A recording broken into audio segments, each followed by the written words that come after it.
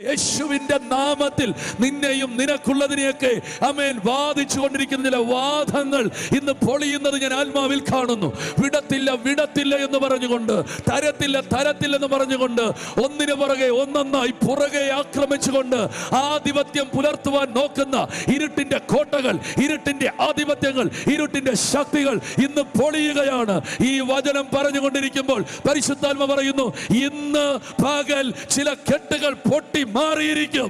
നാളുകളായി അവകാശം വെക്കുന്ന ചില അവകാശങ്ങൾ ഇന്ന് പൊളിഞ്ഞിരിക്കും. ചിലതൊന്നും ശ്രദ്ധിക്കരുത്.